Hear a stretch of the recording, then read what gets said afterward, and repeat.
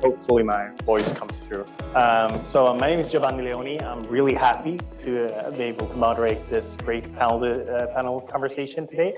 I come from a background of being on both sides of the fence, both on the startup side and the enterprise side. And the conversation we're going to have today is really to see how can we close that gap. How can we, in the best way, connect the enterprise and the AI startup world? And really to see how can we bring our AI startups in the shoes from an enterprise point of view. Because in the end, what we've heard today is really great solutions, great services, and we want to see how can we come to the point where they're adopted at a higher rate. And why we're talking about this today is that we today see a challenge in seeing adoption not being on the level that we want. And is it really a technology problem? Or is it mainly that we need to understand and solve for the organizational challenge that we come across? So today, I'm happy to be able to have these great three panelists. And I would want to start off with kind of letting one and each of you introduce yourself, see kind of where you are engaged today, and also to see kind of where is the one thing that you wish AI startups understood in selling to enterprises. And we'll start with Isabel. Thank you very much. Here I am again, Isabel Parker, Chief Innovation Officer at White & Case. How am I involved in AI in the firm? Well, it's my job. It's what I get up thinking about every day, and I wear multiple hats. I have the responsible AI hat, which is no small feat. We're also building, so I lead the builder team. I'm hiring, so I lead the hiring team. We are deploying SaaS products and platforms, so I lead that team as well. We're also doing the change management across the firm. So really, I think it's just all I think about. If you're coming in to sell to me or to my team, I don't want to have to do any mental gymnastics. I want you to have fallen in love with my problem, to understand where I am, to have empathy for what we're trying to solve for, and really tailor it to me and to our needs, our organization's needs. That would be my sort of dream. Thanks, Isabel. Antonio? Well, hi everyone, and thank you for the invitation. Antonio Barranco, I work in Banco Santander. I lead the AI startup and venture ecosystem within the global AI team. And regarding to your specific question, Santander, you know, the bank, huge bank, heavily regulated company. What we expect from the startups that come to us, and David is laughing because he has suffered in his own bones. Okay, is that you are enterprise ready. And what does it mean in practical terms? You need to be able to deploy in our virtual private cloud. First of all, it sounds easy, but it's a pain for the startup companies. Once you move into production, it might sound basic, but you need to provide 24/7 service to the bank. And third, and last but not least, in terms of compliance, we are super demanding. Okay, everything that has been said, and I'm not going to repeat everything that has been said, but heavily regulated industry, everything that has to do with controlling the AI, being able to audit it, replicate the reasoning, etc., it's a must for us. If we don't have that, we simply cannot deploy it. Thank you, Neil. Yeah. Okay. Hi, I'm Neil Costigan, and again, thanks for the invitation to come today. I think the reason I was asked to participate was I've taken two startups from Sweden to the US with successful exits, both in heavily regulated industries, one AI-driven. Now I'm at LexisNexis, who acquired one of those companies, and so we're an enterprise, a large enterprise, selling to the even bigger enterprises. And I think Xavier could have from IBM, hit the nail on the head a lot earlier with about that posture that we have, and a lot of it is human in the loop. I think at a startup stage, we're naive that we can walk in and kind of go, take your old stuff, it's all crap, get it out of the way, here's our new stuff. It doesn't work like that. I think whoever AI is saying the same, you need a parallel, you need to augment, you need to add on. But secondly, this idea that the AI, the machine learning products we made could just quickly start making decisions. And in the heavily regulated environment, there is always some guy in the basement with a tinfoil hat on, and he is not going to let that happen. And it's unbelievable the power they have. So the naivety of going in there saying we're going to revolutionize this place is the biggest problem I think the startups have. Regulation, governance, human in the loop is the stuff you need to learn if it's going to be successful at the large enterprises. Thanks, Neil. So we will unpack this in talking about the real problems, talking about enterprise readiness, and finding that tinfoil hat guy in the basement. I think that's kind of our wish throughout the next couple of minutes.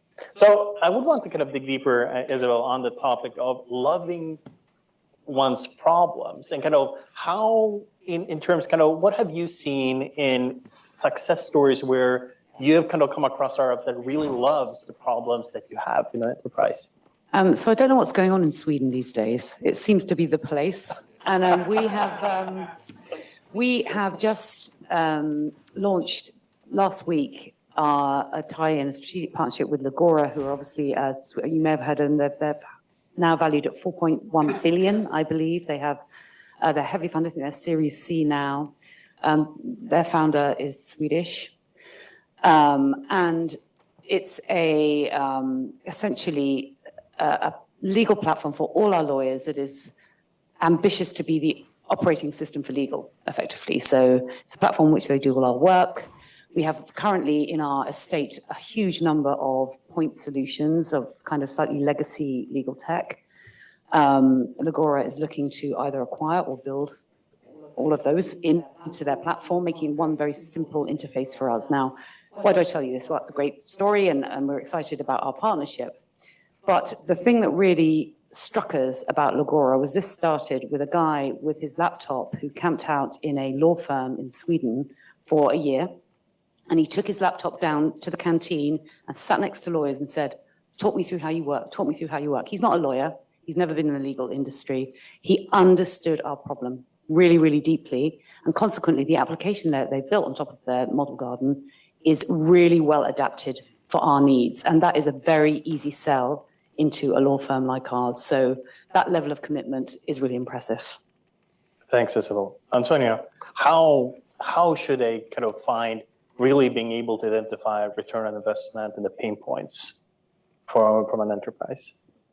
I would say for the bank, to give you a bit of background of Santander, Emilio Botín, who was our chairman like 30 years ago, he bought a lot of banks. They painted them in red, but they didn't integrate them from a technological standpoint. Why do I say that? Because nowadays, the solutions of the startups, of the startups are great, but they need to be super flexible in order to scale within a heterogeneous environment like our bank, okay? So that I think that for me is the main difference between having a cool use case and later on, hitting the wall and not being able to deploy or to scale the solution. So the platform, David was commenting, and I'm sorry to take it on you, David, but he was saying that now they are super enterprise ready, we are flexible, etc. So you need to be ready to integrate, to embed your solution into very complex workflows with legacy systems of all types, different data sources, people belonging to different organizations, different teams that have been a result of acquisitions over the past, different geographies. So for me, flexibility is the key to be able to later on scale within the organization and move the needle. Great, thanks a lot. And kind of, so we've heard about flexibility, about really getting under the skin of what is it that ticks it in the enterprise environment. But then again, it comes to these things of kind of being a startup and kind of knocking on the door to enterprise, and then they start to talk about compliance and then about legal requirements and all that just needs to kind of come up to kind of even enter the door. Can you speak to that, Neil? Kind of what are the challenges that sort of kind of enters and what do they need to do proactively even before kind of getting to that, opening the door? This is classic crossing the chasm 101, and it's kind of understanding the buying profile of the stage you're at. Walking in the door to the founder-led, I've got 95% of the product, I kind of can port it to your platform. You get a relationship with the other side. You got some tinkering tech heads who can take it, and and they love you, and you can bend and twist to be adaptable to them. That's one thing. But when you kind of get to the late followers, cross the chasm onto the other side, where they don't want to hear, call Sven for support. They want to have a call center. They want to see compliance documented, SOC 2. They need you to have that governance model, but then they aren't going to say, we'll wait for that.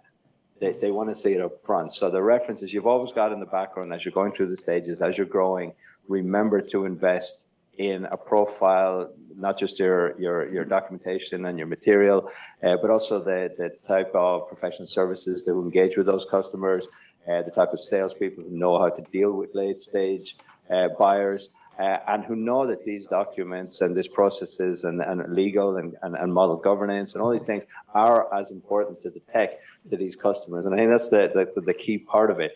It's not like you feel my tech is the best thing, everything, and all this is a pain.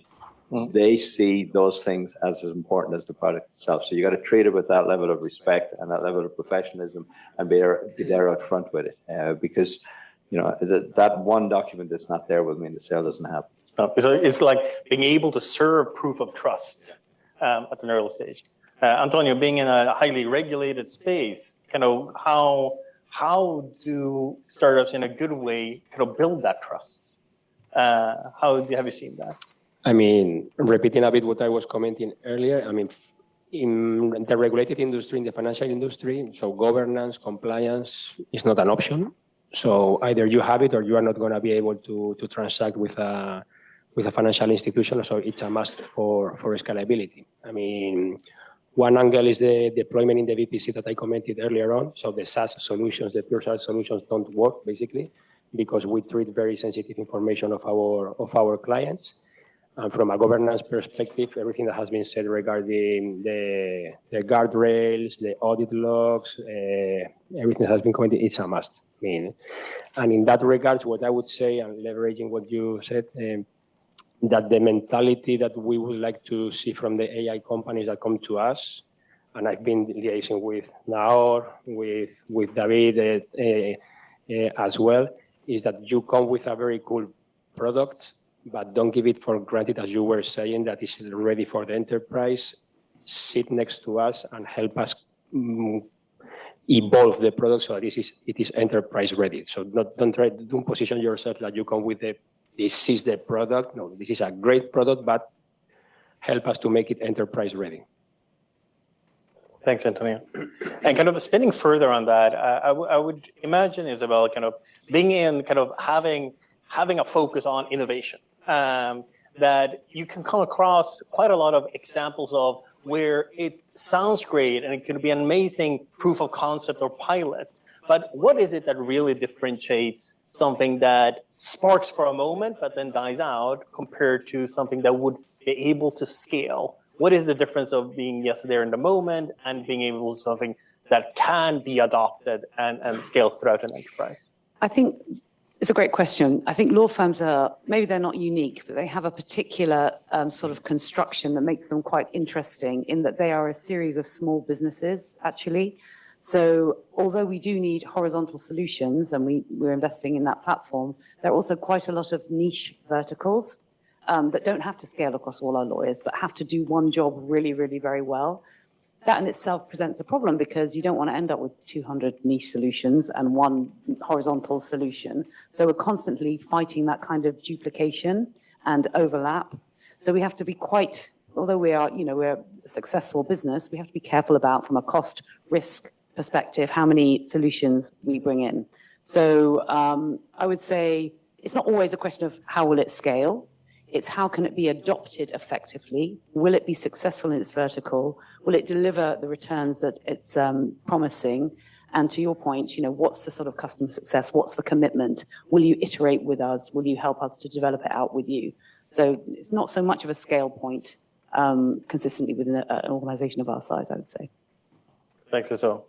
Neil, you've been on this journey and seeing it go from small to large to be able to scale across. Looking back on that experience, what would you say kind of you have kind of doing that journey again, or kind of giving advice to a startup? What is it to have top of mind already from interaction number one? Yeah, well, if I look back, I wish I was as naive as I was back then a couple of times, because sometimes you go in with that naivety and you don't actually know the scale of the problems the customer has. I referred to it a minute ago about, kind of feeling that their main problem was the only problem, but in fact, these people have to deal in a regulated environment and need all this SLAs and uptime and that kind of stuff. So I think along the way we may have underestimated the importance of these kind of things, but that's a lesson learned and what I put out there. The other part of it, I think, is a lot of times the customer wants you to work. You don't have the stuff to go with proxy success.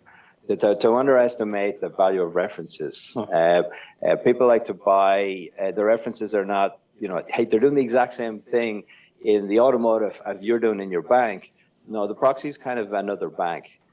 So having this network effect of understanding who your customer feels like are their peers, and be in that network world, speaking that language, to have that marketing material, to have salespeople who know how to operate in those worlds, that's kind of what's there. So I guess, again, back to crossing the chasm one-on-one, get your vertical right and repeat the hell out of that one, because it works like that. That's the way to go. Yeah, getting really close to business. Yeah.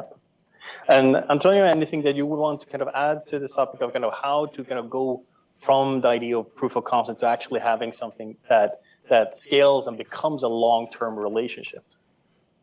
Well, I mean, it's not rocket science what I'm going to say, but in the bank, when we are checking different startups and we are doing proof of concept, a very good practice is to define in advance what success look like. Sometimes we start doing POCs and we don't know what success look like and within which time frame, right? In order to get into the POC trap that you guys were commenting at the beginning of the session. That's one. And the second, also use the POC to demonstrate that you are going to be able to provide or to adapt to the bank, in this case, to the bank's heterogeneity, and to be able to scale up later on the product. Because if we deliver, I mean, the startups, you should think that every use case you are going to deploy later on in the bank, it might not be exactly the same as the previous one, and it's going to require adaptation. So use the POC also to show your flexibility to adapt and to scale.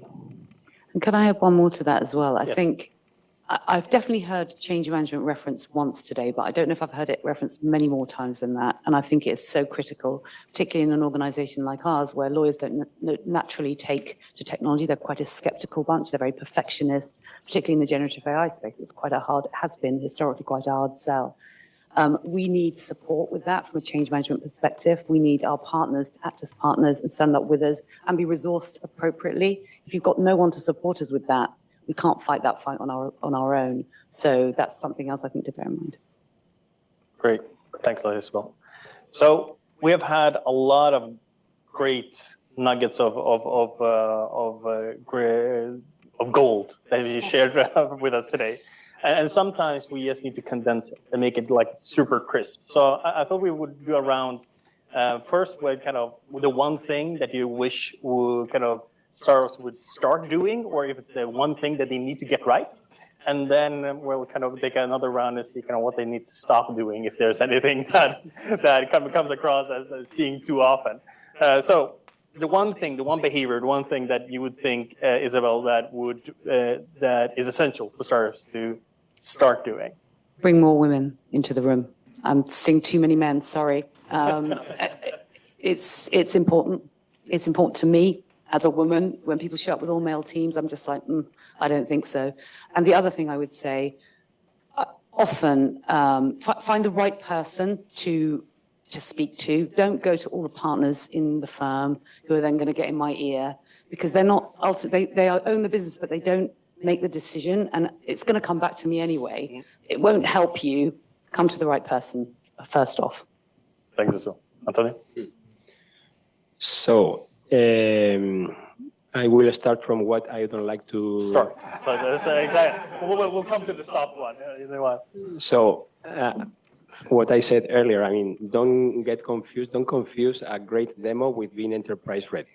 Okay, because I see great demos all the time in a sandbox, etc. But that doesn't mean it to be enterprise ready to work with a bank, because the bank is super complex. You can get super frustrated. It can drain your resources. So don't get confused in that regard. And building on your point, Isabel, what I think it should help you a lot for the interactions with the companies at the beginning, I would say, is to have somebody in your team, either as advisor or as internal employee, that knows the industry inside out. Because that's gonna put you in the same level of language or in the same knowledge if you're coming to a bank, try to have somebody in your team that knows how a bank works. Okay, and by doing that, you're gonna bring a more realistic view on how the solution can be applied or roll out in the bank.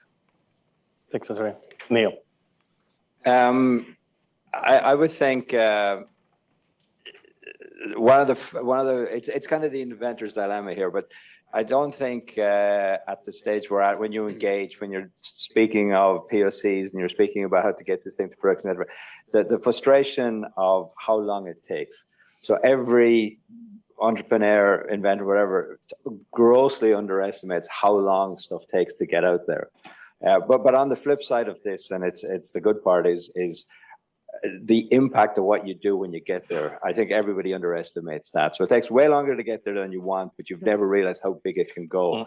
And for us, I mean, you know, speaking to some of the Swedes here who may know, it's still 12 nerds in the far north of Sweden, and we're doing billions of transactions a month. It's insane. We never thought we'd get that far. So the journey is amazing, but it takes quite a bit of time to get there. Great, thanks. And let's finish up with one thing one would ask startups to stop doing. Isabel. I feel like I've already listed those, but I'll do one more. It's all behaviors based. Stop spamming. Like don't spam us. You know, by which I mean, once you've engaged and we've engaged back, step back respectfully, give us time to think, re-engage respectfully in the right way. But if everybody keeps sending everybody emails all the time, it just becomes really wearing. And in the end, really, I do just shut. That, you know, don't help you. Antonio?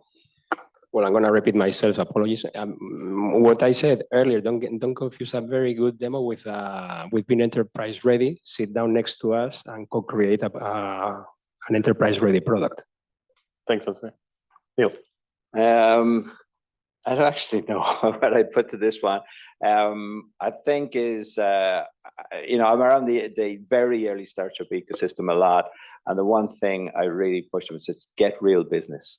Nothing counts more for your, you know, going through the stages is actually booking business and repeating it and getting forward. So many people are happy with an award. So many people are happy with a backslap from an innovation lab or something. But you really need revenue. You really need business. And to kind of go, okay, 5 or 6 things we can do. Priority has to be getting business to move along. Yeah. Thanks a lot, Neil. So that is actually our time for today. And I think what we've heard is really great insights. We may have found, I think let's find that tinfoil hat person in the basement, making it really enterprise ready and real, and seeing, okay, how to make it tangible and concrete, and the patience that it needs to get to that point of the journey. So thanks a lot for the panelists.